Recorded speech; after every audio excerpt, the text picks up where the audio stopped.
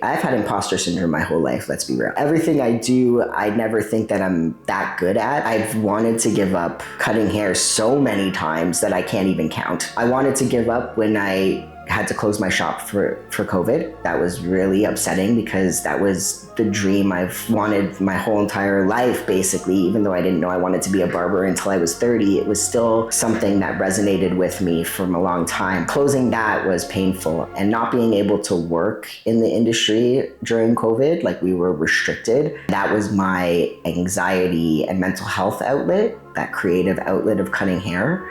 I didn't get that.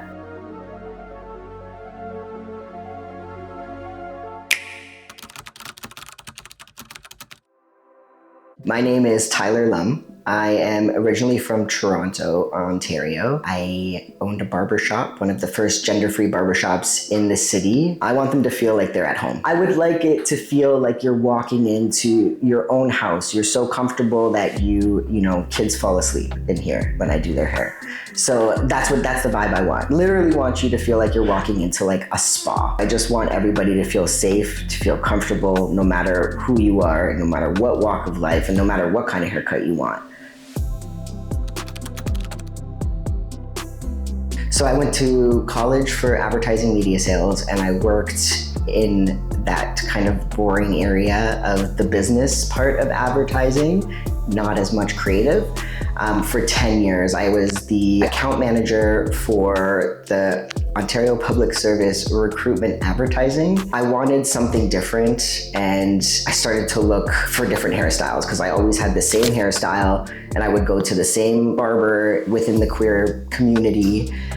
So I was never kind of turned away by barbershops. After advertising and wanting to do something more creative, I started to look for different ways to do my hair. I went to a salon one day. I want to take advantage of this $25 haircut, so who does the best fades in here? And they pointed me to the right person. They did a phenomenal job.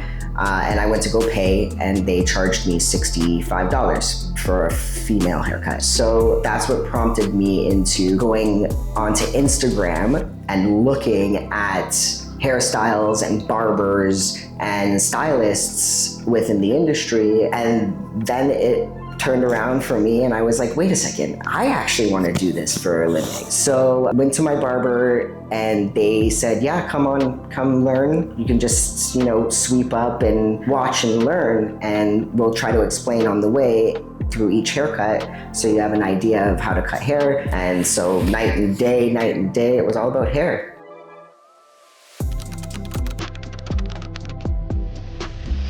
Well, I hadn't actually started my transition when I became a barber, so I was still like a female in kind of like a male-dominated industry. At that point, there weren't as many female barbers, and it was something that I wanted to do because I wanted to create something for my community, for people who were part of the LGBTQ plus community. I wanted them to have a safe chair at the very least that they can sit in. I saw a lot of people turned away for haircuts as well from barbershops. Barbers didn't want to cut female hair specifically. It is kind of what that experience of not being able to pay for a male haircut and having to pay for a female haircut, that's what prompted me into wanting to create a space for my community within the hair industry specifically. Being a female barber, there were a lot of challenges behind that, especially when I wasn't cutting my specific community. When I first started, and I was already maybe a year into cutting hair, I had people who would stop the haircut and be like, wait, you're not doing this right, even though I've skilled. So I had a lot of problems in that area up until my transition. Like, it's so funny because I hate to skip ahead, but now that I am masculine presenting, I look like a male. I have not once since my transition had somebody interrupt my haircut. Opening my first barbershop was actually opening the first gender-free barbershop in Toronto,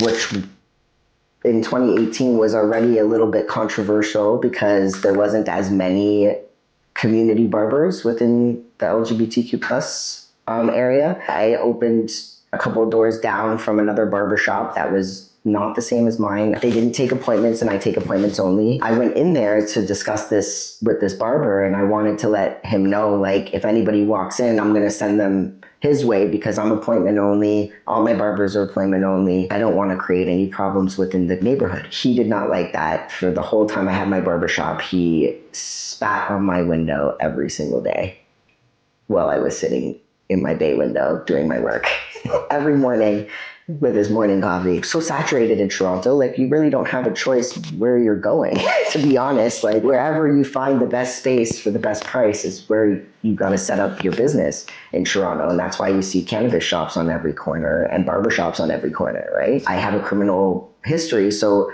opening up a barber shop in Toronto, I had to have somebody under my shop. I opened my business with my ex-partner. Bad idea.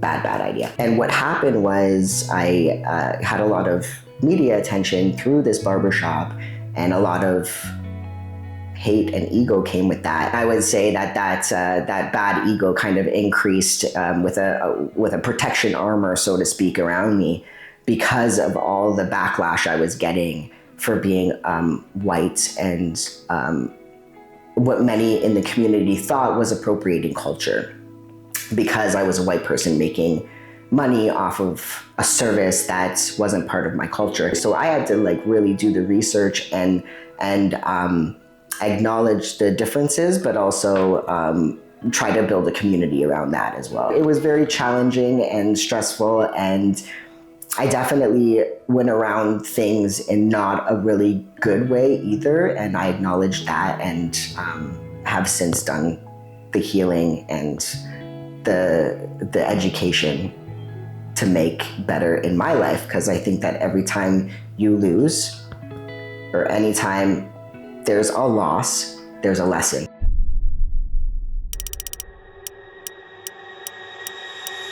So I wanted to give up when I had to close my shop for COVID. That was really upsetting because that was the dream I've wanted my whole entire life, basically. Even though I didn't know I wanted to be a barber until I was 30, it was still something that resonated with me from a long time. As I started to kind of grow into my transition, and during COVID, I lost my barbershop. Cutting hair in Hyde Park, nobody cared what gender I was. I cut everybody's hair. It didn't matter because people were just trying to heal, and the best way to do that was in nature. To be honest, cutting hair in Hyde Park, most people didn't even talk to me because they were just so zen in the moment. It was a nice kind of place to be. I was in CAMH's campaign for No One Left Behind because I myself was a patient in CAMH. My life was saved by them, and I wanted to kind of do a full circle and give back to them. Wanted to bring more awareness into that community, especially with what's going on in the United States with transgender people right now. I thought that it was necessary. Gillette came along and asked me to partner with them, and then I kept going. So what I did with Gillette during COVID was I did 200 Zoom haircuts with people. So I helped people cut their hair from home. It still kept me connected to my industry. I got to interact with so many different people when I was so isolated myself. Gillette came and went, and I ended up not being able to find a place to live because nobody wanted to rent to somebody who wasn't working. And then, of course, nobody wanted to rent to somebody who was taking CERB. And so I had to have Airbnbs, and they were very, very expensive each month, and I almost gave up on everything. I was scared, like absolutely terrified. I've been in the industry for 10 years.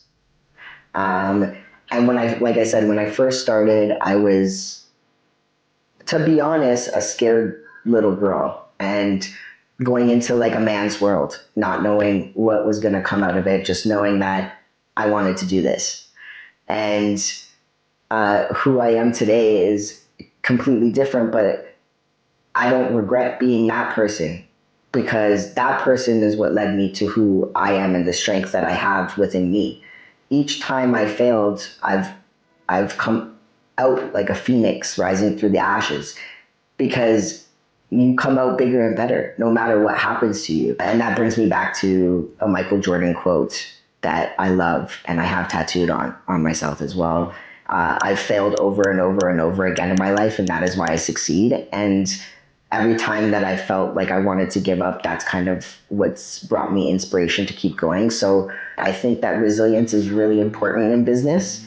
And that led to the growth that I have today in all communities within every area of hair.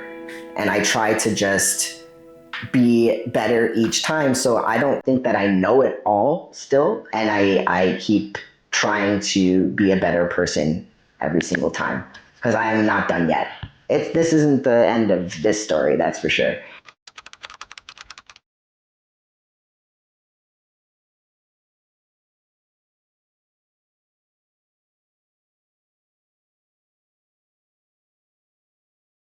I've been trying to create like a beard brand, beard oil and that sort of thing for 8 years. I hope to expand on that. I wanted to be a healer, which is why I did the peer support certification, which I also bring into my practice as well. I sponsored the Rockwood soccer team this year. And that's a way that I could be a part of the community to be able to give back into to something that's needed. I also sponsored a hole for the OPP Wellington Golf Tournament because I feel like that's another way to give to the community.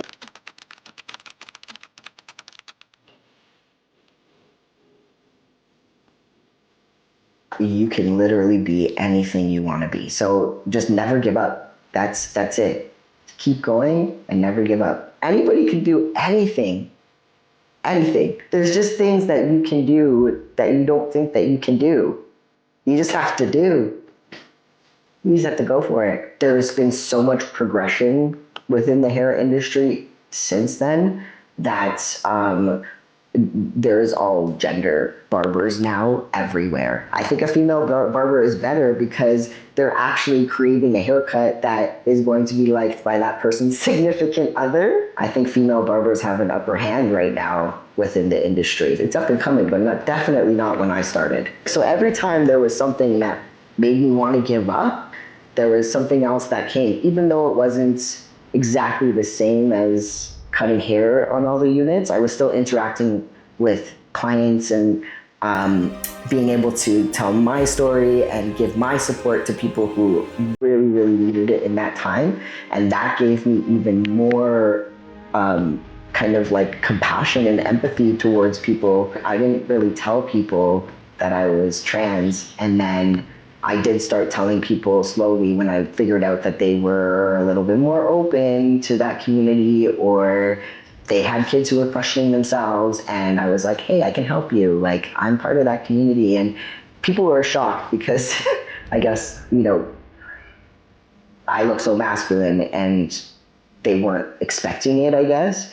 But so far out here, everybody's been so cool about it, accommodating, welcoming. People want to hear my story out here. They're inspired by it.